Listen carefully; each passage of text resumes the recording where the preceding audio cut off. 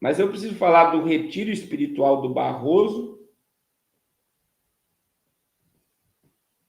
e também do Magno Malta. Eu quero que vocês prestem atenção no que eu vou mostrar para vocês agora.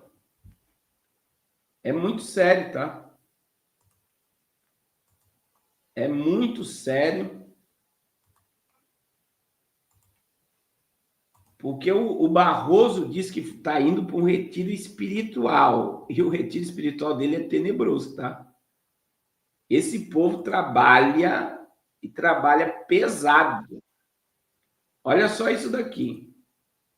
Ali atrás, percebi as mãos pretas, não sabia o que era, e perguntei para um deputado: você está percebendo? Ele disse: sei, mas eu acho que isso é a origem dele, origem indígena. Alguns povos pintar parte do corpo com tinta escura ou azul escuro pode simbolizar prontidão para o confronto, coragem, força espiritual. E as mãos pintadas, em especial. Olha só por que o cara estava de mão pintada, indígena, prestando depoimento na CPI. Olha só, ele vai falar, as mãos pintadas... remete ao uso de armas e ao contato direto com o inimigo. Quem é seu inimigo?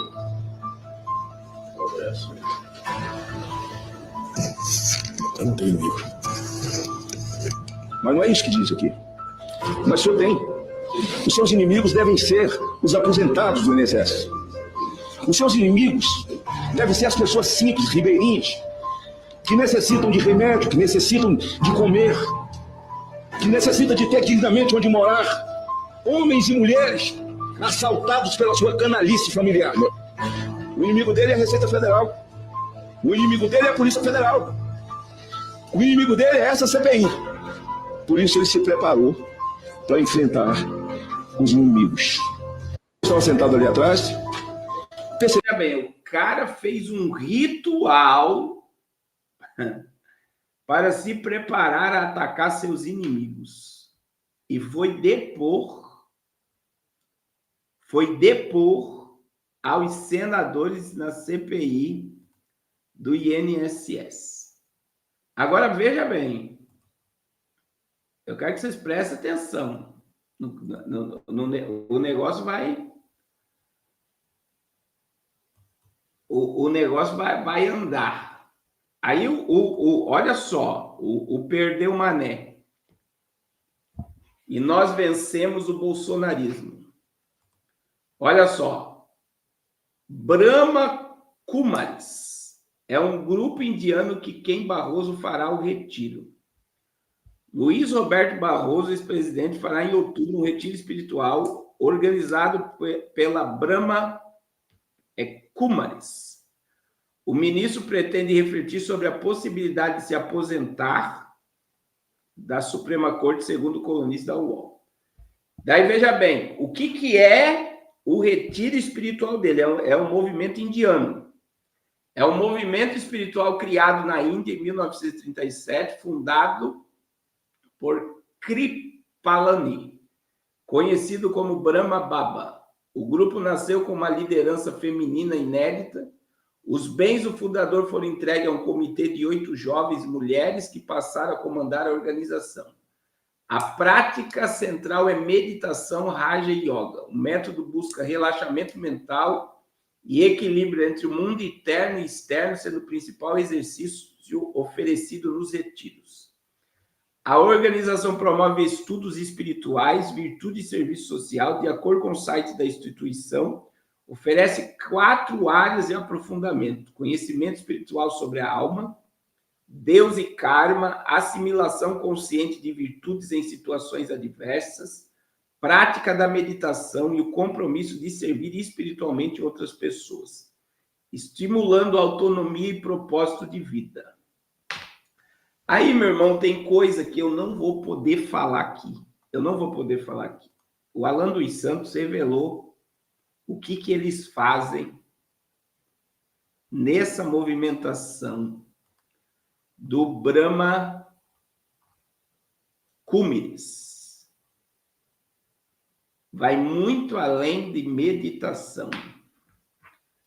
E o Grok, né, o Alan dos Santos, ele fez perguntas ao Grok, a inteligência artificial do Elon Musk, que revelou o que é verdadeiramente esse retiro espiritual e com quem eles agem e o que acontece lá dentro, que eu não posso falar aqui. Se você ficar curioso, vai procurar. Aí, para nós fechar, nós temos um índio, presta atenção. Nós temos um índio que vai prestar depoimento na CPMI com tinta azul, deixando uma mensagem que ele está pronto para a guerra com os seus inimigos. Nós temos um ministro que vai para um retiro espiritual para meditar, para ver se ele sai da Suprema Corte ou não. E aí, por fim, aparece a primeira-dama cantando um louvor e dizendo que vai viajar o Brasil visitando igrejas evangélicas.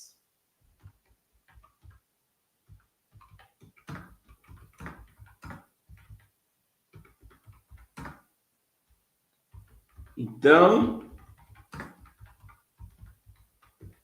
aí vocês podem dizer assim, mas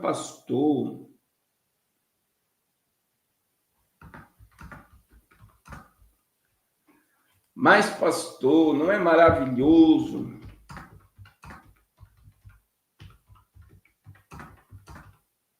tudo isso? Uma fala dessa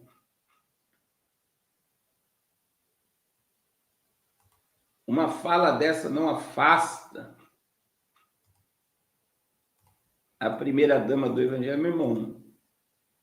Eu vou dizer assim, né? A gente precisa orar pelos nossos líderes, mas essa aproximação de evangélicos sendo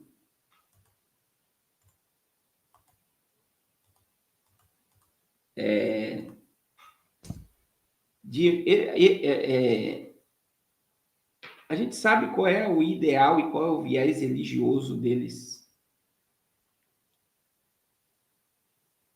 Então, assim, é muito terrível, né? Não é julgando, né? Que Deus converta ela, que ela tenha um encontro real com Jesus e seja transformada. Né? Mas qual é o problema? Eu vou usar, e presta atenção, eu vou ter muito equilíbrio para falar isso aqui. O Bolsonaro não vivia nos templos evangélicos? Sim ou não? Ele vivia nos templos evangélicos. Se batizou no Rio Jordão, mas no dia 12 de outubro ele foi aonde?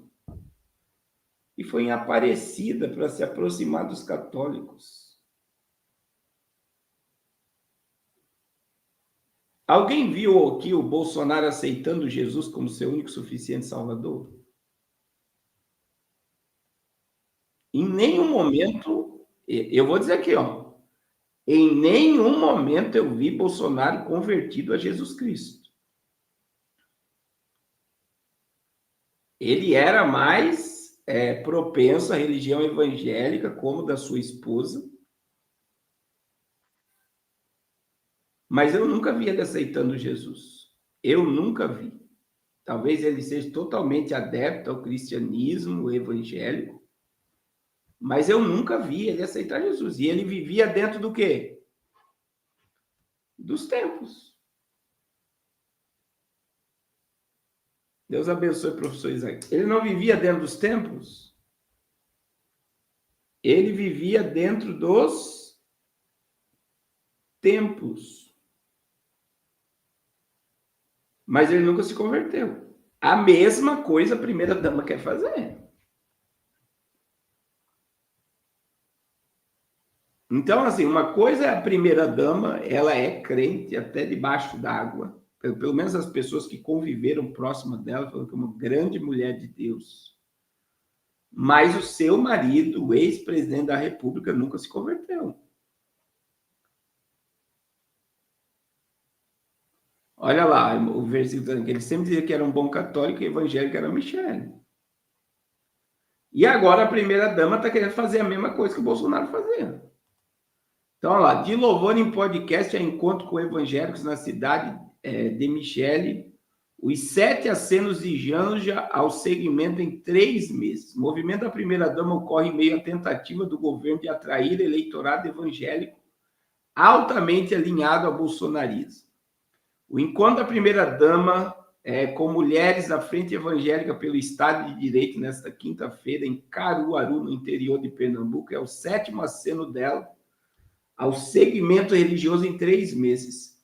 Desde julho, Janja compareceu às agendas semelhantes ao Rio de Janeiro, Salvador, Manaus, Distrito Federal, além de participar de um culto em Nova York e de um podcast sobre o tema.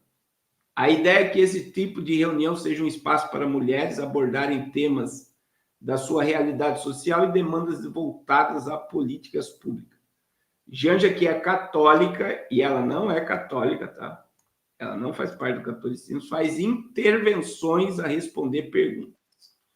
O esforço da primeira-dama ocorre em meio à tentativa do governo de atrair eleitorado evangélico altamente alinhado ao governo de direito. O resultado da pesquisa mais recente da avaliação, divulgada pela Quest no mês passado, mostra que o petista segue mais desaprovado do que aprovado entre os evangélicos.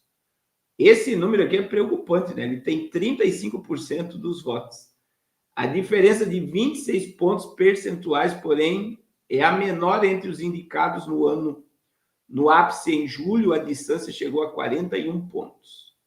Em uma publicação nas redes sociais, Janja descreve o encontro como potente e destacou a troca de experiência com mulheres evangélicas. Momentos como esse, de escuta e de compartilhamento de vivências, encoraja cada uma de nós para seguir nossos caminhos de cabeça erguida, escreveu. Então, veja bem, irmãos, ela já fez 7 acenos e aí ela vai fazer o que Bolsonaro fazia. Meu Deus. Tem gente que vai me crucificar por essa fala, mas é verdade. E aí tivemos aí o ato aí uma vez na Avenida Paulista que foi recebida o pai de santo da Anitta em cima do caminhão e foi dada a voz a ele. Então a gente vê claramente que é algo surreal o que está acontecendo. E eu tenho dito,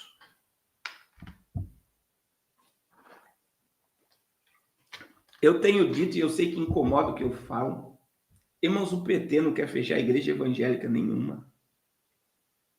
Se for verdade a pesquisa da Quest, ele já tem 33% infiltrado no nosso meio.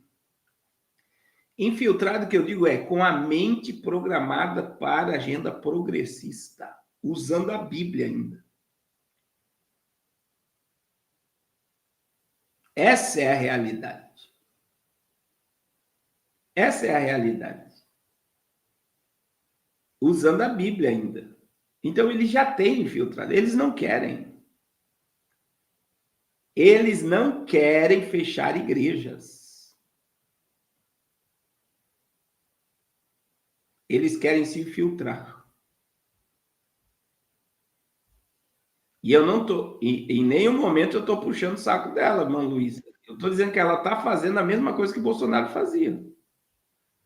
Essa é a realidade. O problema, irmãos, hoje a gente está proibido de falar, mas a gente tem que ser verdadeiro. A gente tem que ser verdadeiro. O povo é usado como massa de manobra e eles vão liberar verbas.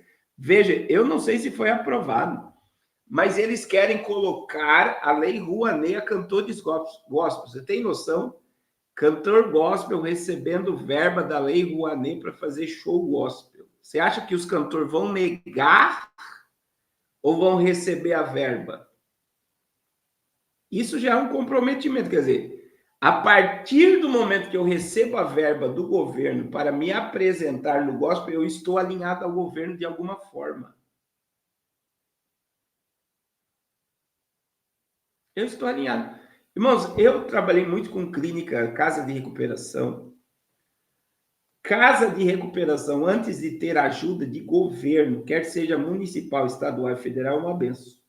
Quando o dono da casa de recuperação no Brasil começa a receber verba de governo, ele é proibido de pregar o evangelho e até de fazer apelo para as pessoas aceitar Jesus.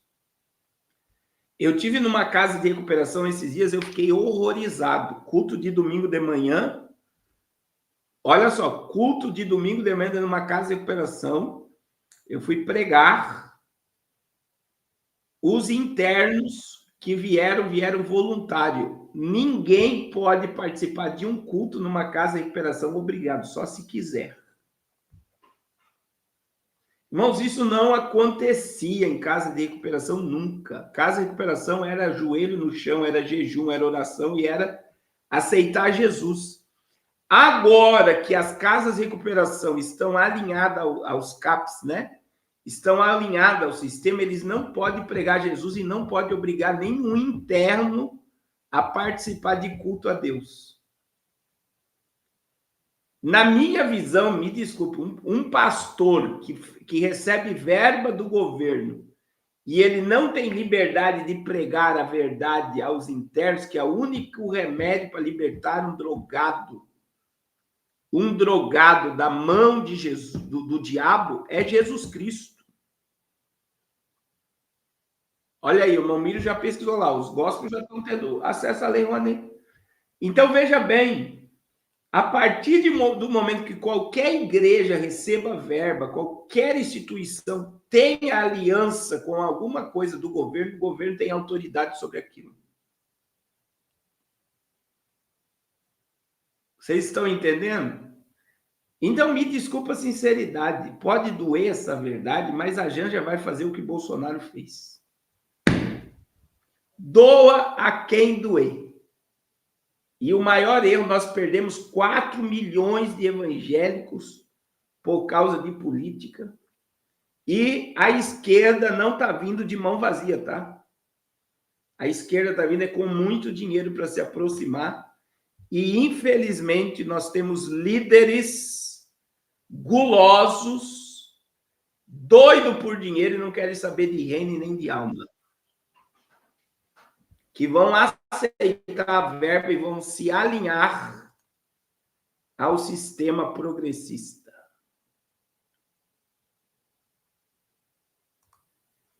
Essa é a verdade.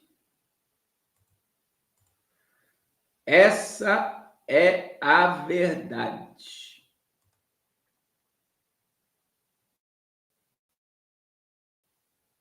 Essa é a verdade. É por isso que o tempo que nós estamos vendo, hoje teve um monte de crente que fez Yom Kippur, né? O Yom Kippur.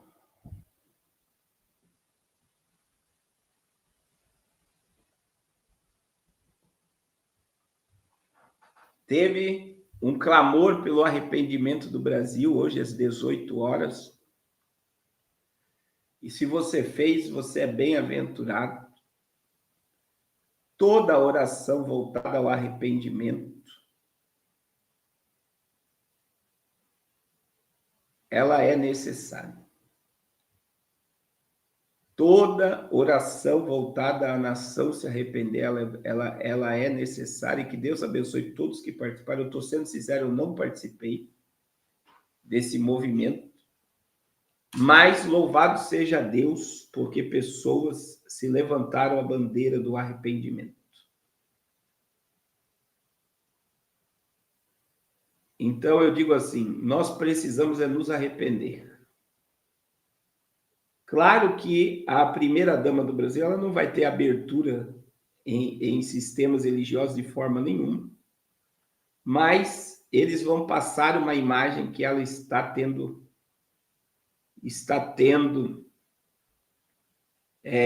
uma ligação muito forte com o povo evangélico. E, infelizmente, é o que eu estou dizendo, tem muita gente no nosso meio que gosta deles e participam da agenda deles e vão prestar conta diante de Deus, né? Do que estão fazendo. Irmãos,